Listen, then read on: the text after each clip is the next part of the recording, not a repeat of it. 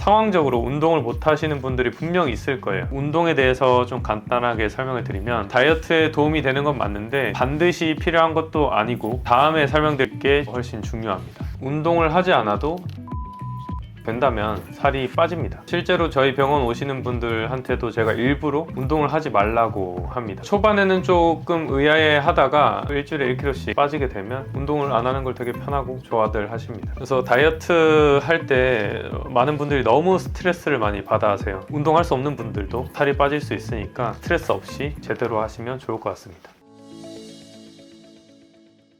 살을 빼고 싶은데 운동할 시간도 없고 식단 조절은 너무 어렵다, 이런 고민 많이 해보셨죠? 저도 그랬습니다. 매일 일상생활이 좀 바쁜데 운동할 시간을 내는 게 정말 쉽지 않더라고요. 근데 사실은 운동을 하지 않아도 지방대사가 된다면 살이 빠집니다. 그래서 실제로 저희 병원 오시는 분들한테도 제가 일부러 운동을 하지 말라고 합니다. 그래서 다들 좋아하시죠? 초반에는 조금 의아해 하다가 지방대사가 되고 일주일에 1kg씩 이렇게 속도로 좀 빠지게 되면 다들 그때부터는 운동을 안 하는 걸 되게 편하고 좋아들 하십니다. 그래서 오늘 이 영상 보시고 운동 없이도 좀 살 뺄 수 있는 방법을 알아가시면 좋을 것 같습니다. 먼저 짚고 넘어가야 될 게, 운동은 정말 살 빠지는데 도움이 될까요? 그래서 운동을 하면 이제 추가 칼로리 소모가 발생을 하고, 그게 이제 기초대사에 온전히 더해지고 그게 하루 섭취 칼로리보다 좀 많으면 차액만큼 빠진다고, 그렇게들 좀 생각을 하시는 분들이 아직도 좀 있으시겠죠. 그래서 연구 결과를 좀 보시면 실제로 활동 대사가 느는 만큼 총 에너지 대사가 느는지를 확인을 해 봤는데, 오른쪽처럼 어느 순간부터는 아무리 많이 늘려도 하루 총 에너지 대사가 일정해지는 걸 확인할 수 있었어요.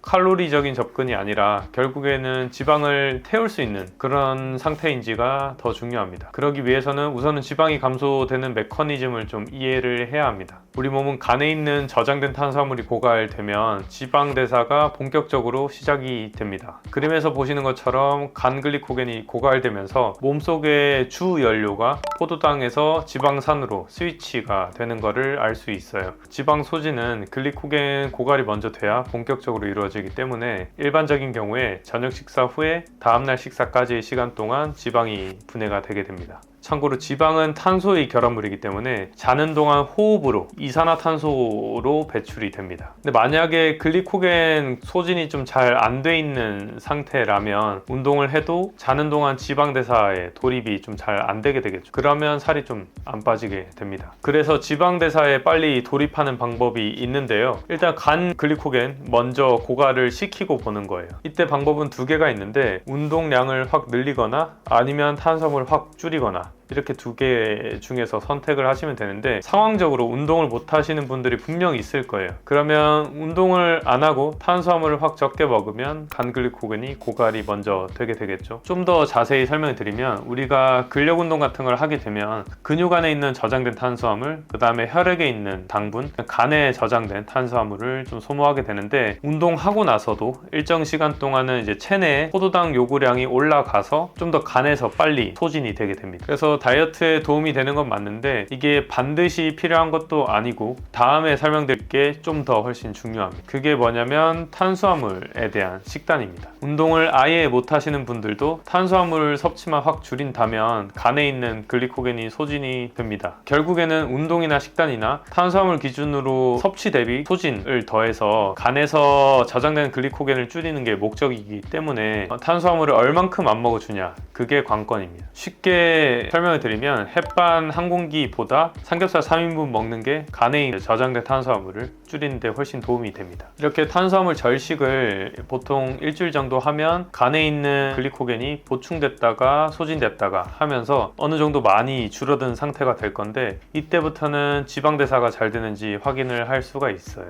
그렇게 밑바탕 작업을 일주일 하고 나서부터 체크를 하시면 되는데, 자고 직후에 아침에 일어나서 체중이 안 빠져 있으면 지방대사가 좀 안 된다는 얘기입니다. 그래서 자기 직전 몸무게랑 자고 직후의 몸무게 비교를 한번 해보시면 좋습니다. 자고 일어나도 몸무게 차이가 별로 없다면 간글리코겐 이후의 과정인 지방대사 과정에서 문제가 있다는 얘기예요. 그 과정 중에서도 분해 단계가 문제일 수도 있고 두 번째 산화 단계가 문제일 수도 있어요. 그렇게 간 글리코겐이 줄어든 일주일 후부터 지방대사가 좀 잘 되는 분이라면 아침에 일어났을 때 몸무게가 조금씩 빠지게 됩니다. 이런 분들은 탄수화물 양만 좀 많이 줄이게 되면 운동을 할 필요 없이 체지방이 지속적으로 좀 빠지게 됩니다. 탄수화물 줄이면 뭐 저혈당이 오거나 많이 허기가 지지 않냐 걱정이 좀 많으실 것 같은데요. 우리가 지방대사가 되면 필연적으로 케톤체라는 물질이 나와요. 그게 뇌가 써주고 그 다음 다양한 조직에서도 써주기 때문에 몸에서 탄수화물 요구량이 확 줄어들게 돼요. 그러면 뭐 저혈당이 오거나 아니면 허기가 확 생기거나 하는 문제들이 좀 많이 사라집니다. 그래서 운동을 안 하는 분들한테 간단하게 식단에 대해서 좀 알려드리면 탄수화물을 거의 드시지 말아 보세요. 그렇게 되면 2주차부터 슬슬 지방이 좀 많이 분해가 되기 시작합니다. 예를 들어서 뭐 공깃밥을 아예 안 먹은 채로 하루에 뭐 2끼를 먹는다 치면 점심에 삼겹살, 저녁에 삼겹살 그냥 그렇게 일주일 내내 먹으시면 몸이 건강하다면 좀 살이 빠지게 됩니다. 근데 문제는 뭐 과일을 먹거나 삼겹살 먹으실 때 같이 콜라를 먹거나 하면 오히려 찝니다. 그렇게만 하시면 맛있게 먹고 충분히 먹고도 좀 살이 빠지게 되니까 한번 따라해 보시면 좋을 것 같습니다. 만약에 내가 효과를 좀 더 내고 싶어서 탄수화물도 끊고 운동을 좀 더 하고 하면 주의해야 될 게 있는데요. 바로 근육이 빠지는 걸 좀 주의하셔야 해요.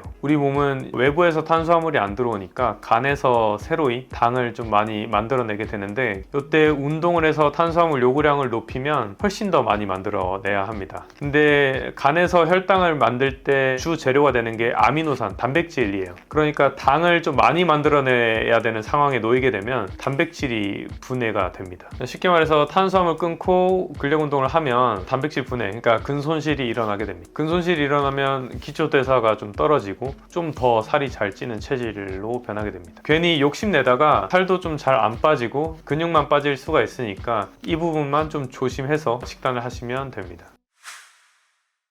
그래서 오늘 결론은 운동을 통해서 칼로리 소모를 좀 더 하려고 애쓰지 마시고요. 지방대사를 뚫는다에 초점을 맞춰서 식단을 하시면 좋을 것 같습니다. 그래서 다이어트 할 때 많은 분들이 너무 스트레스를 많이 받아 하세요. 식단도 고구마, 닭가슴살 먹고 운동도 엄청 많이 하고 이러지 마시고요. 지방대사가 뚫리기만 한다면 맛있게 건강하게 먹고도 특히나 또 운동할 수 없는 분들도 살이 빠질 수 있으니까 스트레스 없이 제대로 하시면 좋을 것 같습니다. 지금까지 김종현이었습니다.